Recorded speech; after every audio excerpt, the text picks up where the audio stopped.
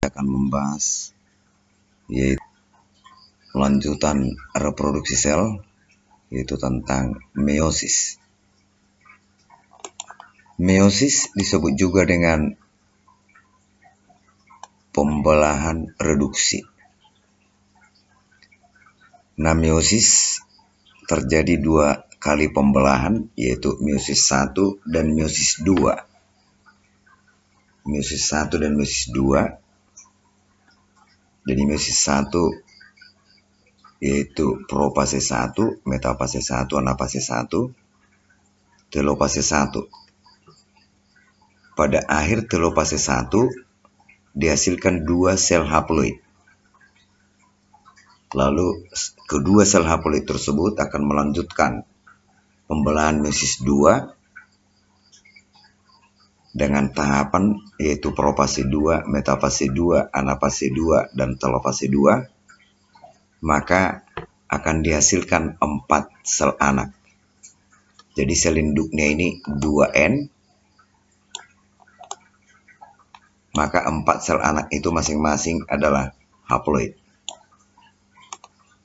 Maka jumlah kromosom sel anak setengah dari jumlah kromosom sel induknya. Jadi walaupun 2 kali yaitu pembelahan pada meiosis ini, tapi interfase tetap hanya 1 kali, seperti halnya pada mitosis. Nah, pada anafase 1 dan anafase 2, kita ketahui pada anafase ini kromosom homolog memisah. Kromosom homolog memisah menuju kutub berlawanan. Nah, karena sesuatu hal bahwa kromosom homolog ini yaitu gagal berpisah. Ini bisa terjadi pada anafase 1 dan anafase 2. Akibatnya akan terbentuk sel anak yang jumlah kromosomnya tidak normal. Nah, peristiwa gagal berpisah atau non-disjunction artinya adalah kromosom homolog atau kromatida dari kromosom tidak dapat memisah sehingga terbentuk sel anak yang jumlah kromosomnya tidak normal. Jumlah kromosomnya tidak normal.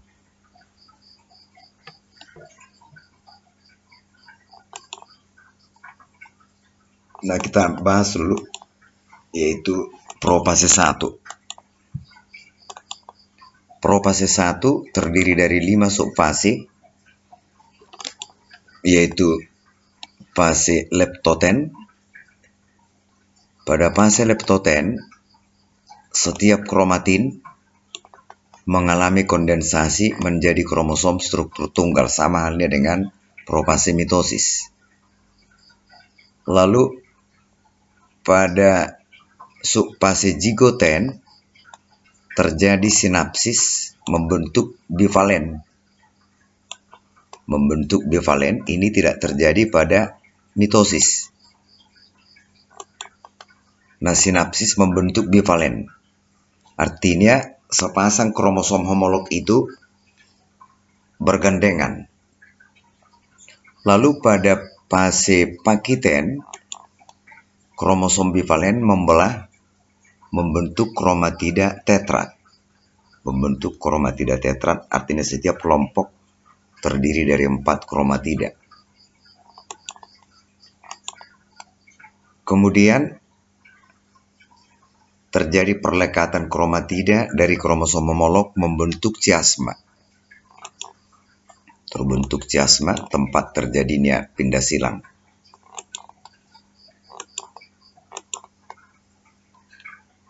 Kemudian subfase diploten, kromosom homolog bergerak saling menjauhi dan terjadilah crossing over atau pindah silang. Kemudian pada subfase diakinesis, benang spindel sudah terbentuk membran inti dan nukleolus menghilang atau hancur. Inilah tadi, yaitu profase 1. Leptoten, zigoten, pakiten, diploten, diakinesis. Jangan diploten, impoten jangan ya, diakinesis. Ada 5 subfasenya.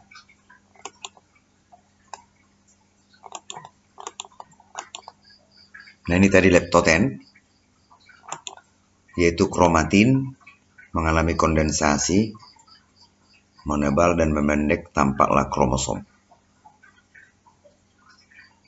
Lalu sepasang kromosom homolog itu saling berdekatan, berdampingan. Itulah pada subfase zigoten terjadi sinapsis. Lalu masing-masing, yaitu bivalen, sepasang kromosom homolog itu membelah.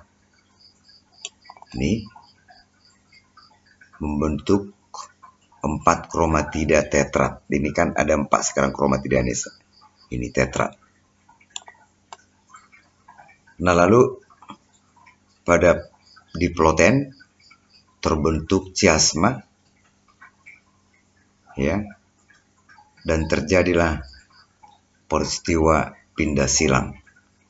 Terjadi peristiwa pindah silang. Nah ini tadi pada diakinesis membran inti sudah hancur. Jadi di sini nanti akan terbentuk, yaitu gelendong pembelahan sel. Terbentuk gelendong pembelahan sel. Ya. Jadi gelendong pembelahan sel itu dibentuk pada saat profase, sama halnya dengan yaitu pada fase profase mitosis. Nah, crossing over atau pindah silang, apa itu crossing over? Yaitu pertukaran sebagian lengan atau sebagian gen dari kromatida kromosom homolog. Saya ulangi, crossing over atau pindah silang adalah pertukaran sebagian lengan atau sebagian gen dari kromatida kromosom homolog. Syaratnya harus kromosom homolog. Apa itu kromosom homolog? Kromosom homolog adalah kromosom yang sama bentuk dan ukurannya. Kromosom homolog itu kromosom yang sama bentuk dan ukurannya. Jadi kromosom struktur tunggal membelah. Jadi kalau seperti ini kromosom struktur tunggal ini. Kalau kromosom struktur tunggal ini membelah, misalnya membelah, terbentuklah yaitu kromatida ini. Ini kromatida. Akan terbentuk kromatida. Jadi setiap kromosom akan terdiri dari 2 kromatida karena kromosomnya membelah. Jadi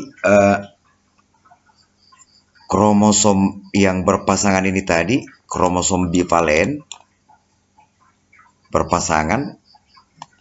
Jadi sepasang kromosom homolog itu saling berdekatan, ya, saling berdekatan. Misalnya ini saling berdekatan. Jadi ketika kromosom itu membelah, ini misalnya sepasang kromosom homolog saling berdekatan. Jadi ketika membelah, ini membelah, ini membelah. Inilah sekarang ini terbentuklah 4 kromatida struktur tetrat.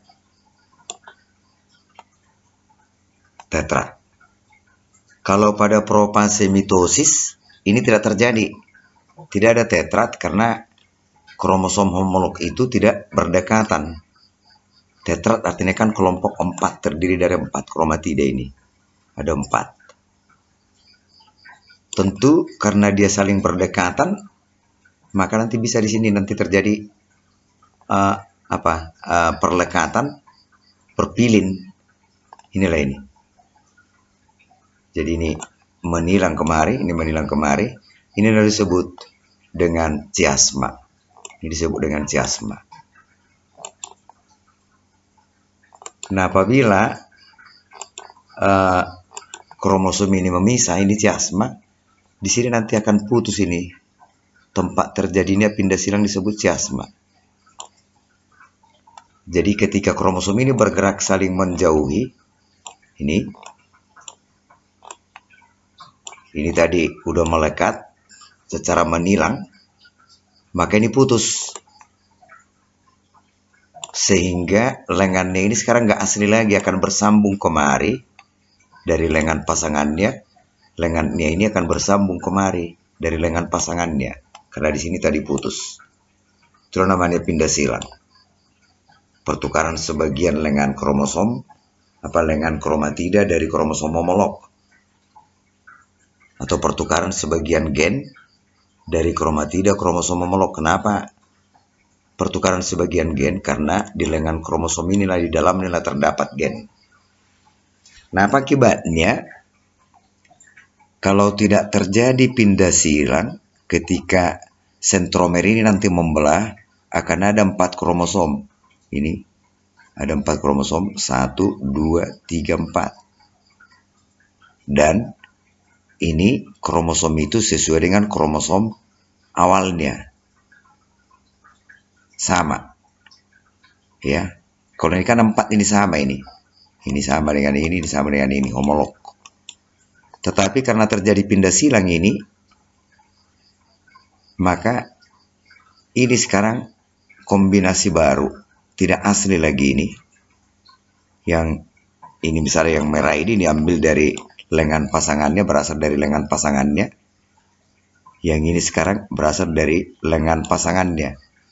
Maka ada 4 kromosom. Nanti ini 1, ini kromosom kedua, kromosom ketiga, kromosom keempat. Kalau udah sentromernya ini nanti membelah jadi 4 kromosom, 2 di sini adalah kombinasi baru akibat pindah silang tadi ini. Nah, itu maksudnya pindah silang. Jadi hal ini tidak terjadi pada propasemitosis. Kenapa? Karena kromosom homolog tidak berdekatan. Kalau tidak berdekatan kan tidak mungkin ada di situ terbentuk chiasma. Nah, itu mengenai propase 1.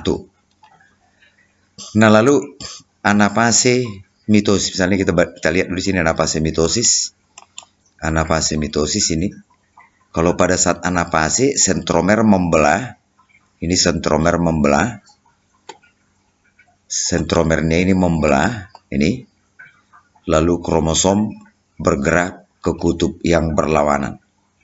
Kromosom bergerak ke kutub yang berlawanan. Itu pada anafase. Nih. Jadi ketika sentromer membelah, benang spindel ini putus, maka kromosom bergerak ke kutub berlawanan. Ini membelah di sini. Kromosom bergerak ke kutub berlawanan. Nah, gitu. Lalu ini anafase mitosis. Anafase 1 bedanya apa? Lihat posisi, membedakannya posisi kromosom homolog. Kalau ini kromosom homolog berada pada, kalau pada anafase mitosis itu kromosom homolog itu berada pada benang spindel yang berbeda, berseberangan ini. Kalau pada anafase 1 kromosom homolog itu, sepasang kromosom homolog itu berada pada satu gelendong pembelahan sel. Jadi kan sebelum anafase kan metafase. Jadi kalau misalnya dia metafase mitosis, ini gelendong pembelahan sel, ya, ini gelendong pembelahan sel. Kalau pada metafase mitosis,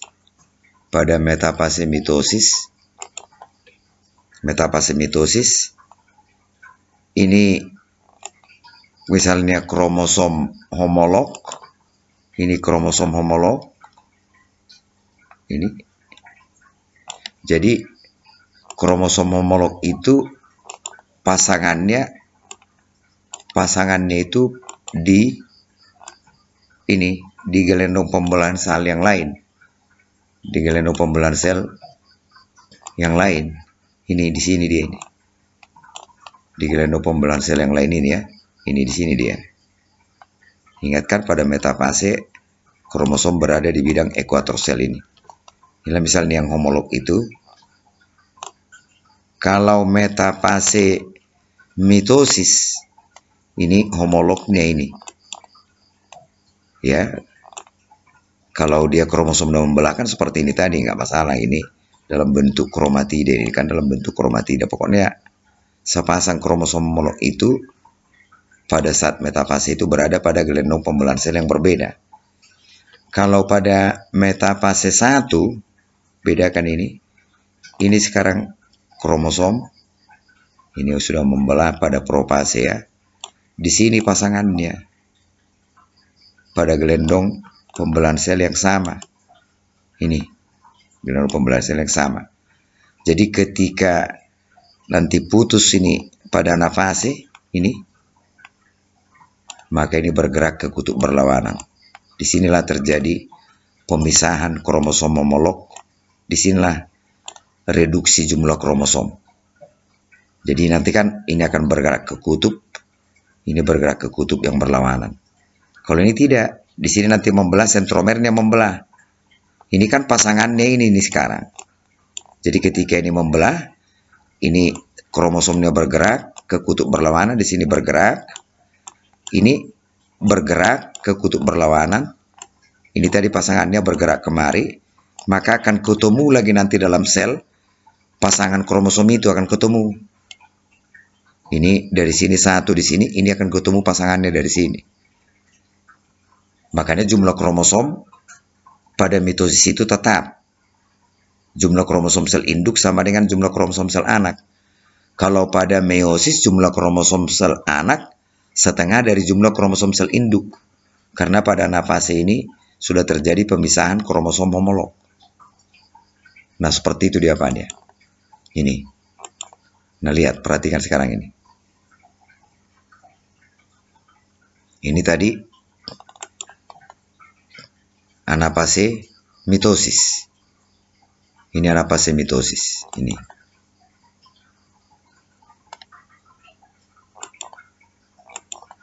Ini metafase ini ya. Jadi anafase, kalau udah anafase ini membelah lah ini, bergerak ke kutub berlawanan. Ya. Kalau anafase 1, jadi ketika ini di tengah, ini misalnya berada di daerah ini kromosomnya, itu kan metafase 1. Ini sepasang kromosom homolognya.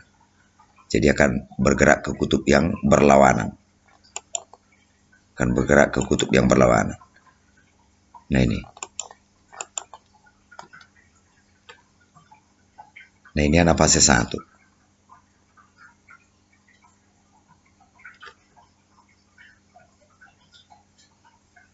Nah, bedakan anafase 1 dengan anafase 2. Kalau ini sekarang adalah telofase.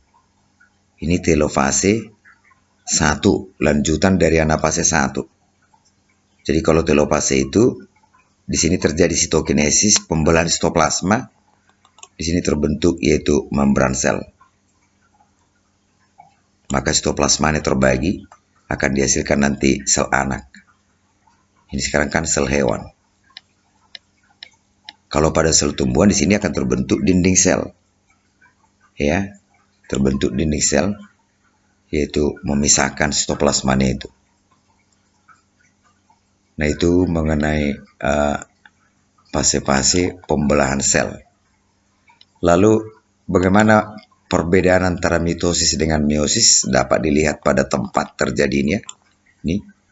Lalu tujuannya, kalau mitosis memperbanyak sel, meiosis mereduksi jumlah kromosom pada sel gamet. Lalu jumlah pembelahannya, kalau pada mitosis 1 kali, meiosis 2 kali. Jumlah sel anak yang dihasilkan, ini 2 sel anak dari 1 sel induk, ini 4. Kandungan materi genetik sel anak pada mitosis sama dengan sel induk. pada meiosis berbeda dengan sel induk. Jumlah kromosom sel anak pada mitosis sama dengan jumlah kromosom sel induk, sedangkan pada meiosis setengah dari jumlah kromosom sel induk. Sinapsis dan pindah silang pada mitosis tidak terjadi, pada meiosis terjadi sinapsis dan pindah silang.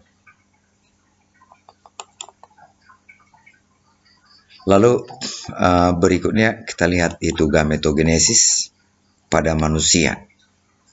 Gametogenesis pada manusia yaitu pembentukan gamet jantan atau pembentukan sperma, spermatogenesis, pembentukan sel telur, oogenesis. Jadi ada spermatogenesis dan oogenesis. Gametogenesis itu dilakukan melalui pembelahan meiosis. Nah, kita lihat itu spermatogenesis.